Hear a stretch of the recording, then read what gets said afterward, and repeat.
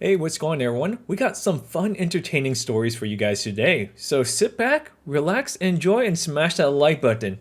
The first one's titled, I Moved Out and I Took Everything.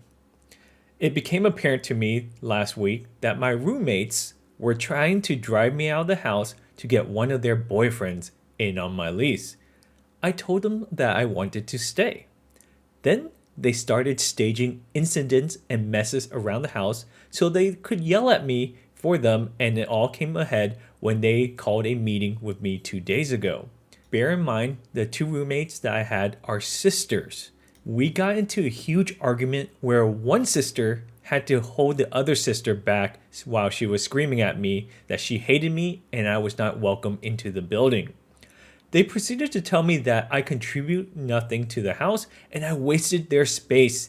They also told me that they spoke to the landlord and convinced the landlord not to renew my lease in June. I responded that I would talk to the landlord about this situation, and they responded that they are in fact the head of the house. I laughed, and then I just went on with my day.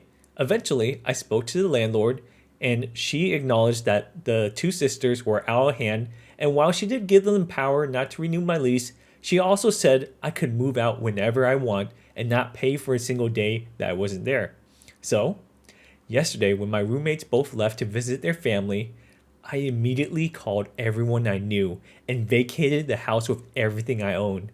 I took all the curtains, the rug, the cat toys, the cat tree that I made with my mom. I took all their things off my shelves and other furnitures and stacked them in the middle of a nearly empty living room.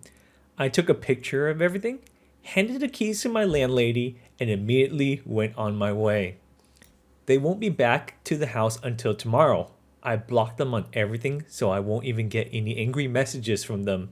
I'm pretty sure their faces will be priceless when they come to a half empty house with hundreds of dollars in storage and furniture gone. Well, so much for me not contributing anything to the house. Now I actually don't. They'll also have to find someone else to take on the lease until their boyfriend can move in June. Or they would have to cover up the rest of my rent. Feels pretty damn good. I want to be clear, I spoke to a family friend who is a lawyer, and he said the text message between my landlord and I is enough reason where I don't have to pay any of the missing rent since the landlord text message would suffice. And the contract on the lease agreement says if one roommate does not contribute, the other roommates will have to cover the missing portion of the rent. So I still feel pretty good. For our next story, my boss told me if I had a problem with him, I should bring it up to HR. So I did, and he lost his retirement. So a little backstory. I work for a warehouse that specializes in computer equipments. It's generally very uneventful, and everyone is mostly nice to each other, except for one unsavory engineer. He had a reputation for being very belligerent and almost impossible to work with, but with a couple months left on his retirement, people tend to leave him alone. I know all too well he would be gone by the summer, so I decided not to engage with him until he was gone. So this morning, I went to the warehouse to do some small inventory, and ends up the engineer was huffing and puffing. Without evidence, he started accusing me of messing around with some of the pallets that he was working on. I calmly explained to him that I did not do it, and he has to check the camera that he installed in the warehouse to see that I did no such thing. But he kept insisting that I did, growing increasingly angrier and started to curse me out in a warehouse full of people watching. However, I did not waver. I calmly insisted he can check the security footage that he has access to, but the F-bombs he just kept spouting out. At this point, I calmly told him to breathe because he was getting out of control. And this is where things went from bad to worse. He started screaming and cursing even louder, that he's 50 years older than me and that I cannot mess with him. I said nothing as I watched the engineer get redder and redder in the face. Eventually, he yelled, "If you have a effing problem with me of how I act, bring it up to the HR or the boss," and stomped away. So guess what? I did just that. I made a quick note of who was in the warehouse, noted the time, asked 3 people to be my witnesses of what happened. So, up to the HR I went. I poured out every exhaustive details I could remember. I explained that I have been in enough companies to know that kind of treatment is verbal abuse and borderline harassment, if not peer threatening behavior. I explained, very calmly, I'm not comfortable in working in that type of environment, and I do not wish to escalate this situation even more. I wanted the incident to be documented and recorded it in case the engineer tried to twist the story to management. The HR said they would take care of it.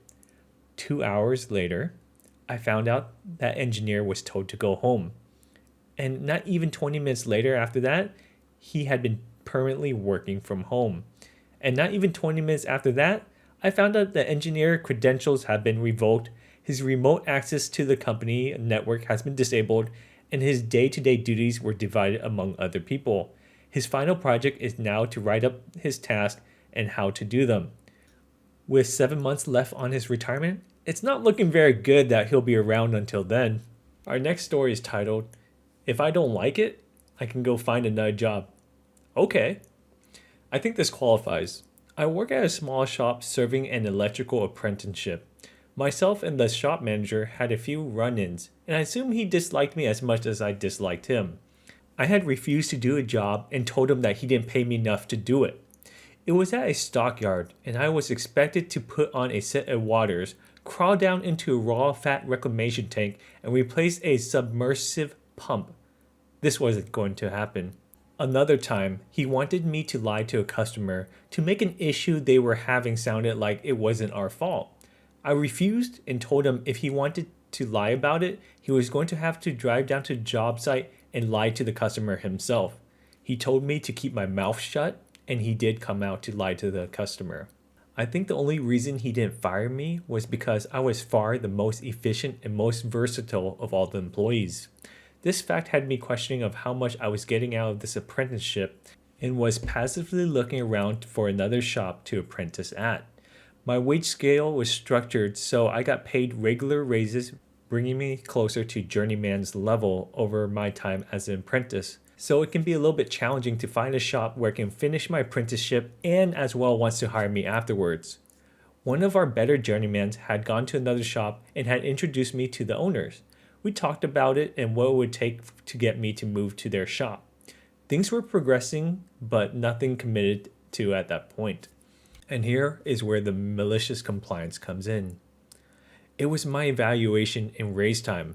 My manager calls me up to the conference room and explains to me that due to my performance and the shop being in a slow period, he wasn't going to give me 25 cents an hour raise as my contract had stated. So we got into an argument that he was breaking my contract. The argument ended with him telling me if I don't like it, I can always quit. Oh really? I picked up the phone in the conference room table in front of us and called the shop that I'd been talking with. I asked the owner if I brought my tools over today, would I have a job? After a quick, uncomfortable discussion with his partners, he ended up saying yes. I informed my manager, resigned effective now. I loaded up my tools, punched out, and went straight to work that afternoon. So let me know what you guys think in the comments section below. So that's all the stories we have for this video. Be sure to check out our other videos where we have crazy stories as well. Appreciate all the subscribe, the like, and I'll see you guys on the next one.